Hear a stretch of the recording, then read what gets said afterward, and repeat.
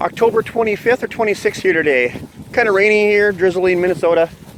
What I'm going to talk to you about today is how to recognize a crossover. I see a lot of people always asking about what a crossover looks like or how to recognize a crossover. And when I'm talking crossover, you know, you're generally thinking otter or beaver. You know, dams have crossovers on them. They're fairly recognizable. You can see where the beaver are traveling over the dams and such. But today, what I'm kind of targeting are otter crossovers. When I think about an otter crossover, I think about lakes in a row, you know, or two lakes, fish, you know, have fish in them, or maybe even beaver sloughs, you know, in between them. They have a land bridge in between the ponds. And those are excellent spots to take numerous otter and beaver every year, you know.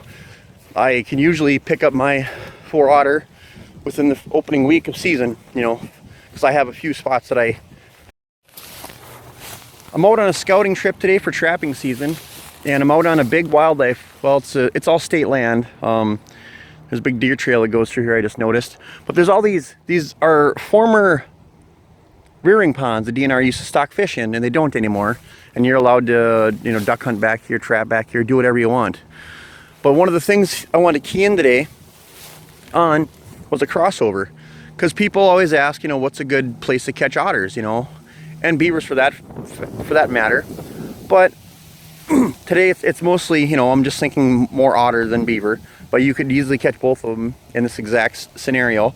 So you have these ponds. There's a big fishing lake right over there, about, I don't know, 100 yards. But there's a big culvert on the other side of this little pond here, and I'm sure there's another crossover there. But you have this small land bridge here, you know, and it's maybe 10 or 12 yards wide. And when water critters are looking for a place to cross, they want to, you know, just like you and I, you know, they don't want to walk a mile. They want to take the shortest point, you know, A to B, and that's what they want to do. And so right here is a really, really good crossover that I will be back to set here come trapping season here in a couple of weeks. And what I will do is, you know, because there's dogs and stuff, you know, that run through here. You don't want to, you don't want to set a foothold right in the edge of the water there, or, you know, right in the edge of the water here.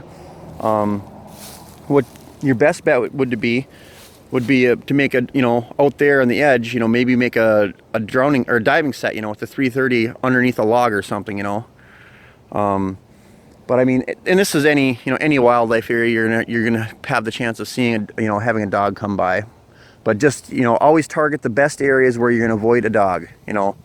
And this is kind of remote out here. But anyway, so look at this crossover right here. You can see it's been heavily used, and it goes right down, right through there, and it just continues out, you know, and mills out through there.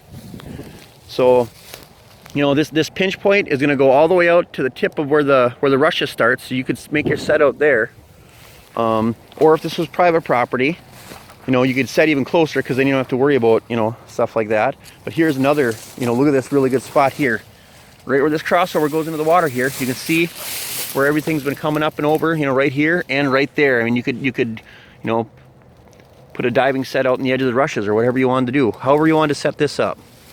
But this is what a crossover looks like, just like that. You know, there's some out there that aren't this apparent, you know, but you can see this one here is very apparent and very recognizable. Goes just like this, right down in through there. So yeah, I'm gonna go to the other side of these ponds over here, see if we can find, there should be more crossovers in between these. You know, unless there was a lodge or something in here where the otters might be living, there should be more crossovers over there. Let's go take a look at that.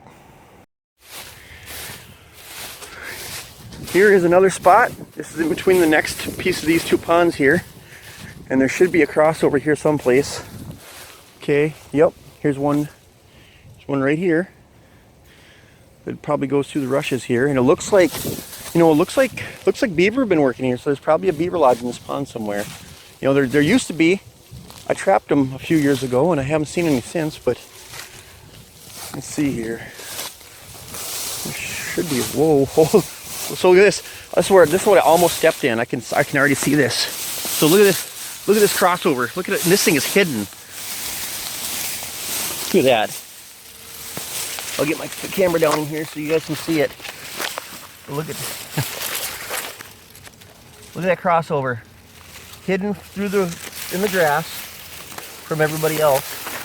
Comes right down there. Goes right out in the lake. And it goes out in the water there someplace. But another excellent spot, you know, to make a set. Catch a beaver or an otter. I'm looking around the pond and it looks like right there I can see there's trees that are cut down here by, by the state or something, but I can see a tree in the water and it looks like the tips of it are chewed off by a beaver. So I'm gonna go down there. There used to be a beaver lodge down there. I can see a little branch sticking out of the water. I don't know if that's fresh or not, but we're gonna walk down there and check it out anyway. But yep, that is how you recognize crossover. I'm gonna walk and I'm gonna get right over the top of here. Right there, it is again. Otter and beaver. That's how you catch them, big numbers. All right, well, go check the lodge out, and if there's beaver in it, I'll show it to you, but if not, maybe there's another crossover down here.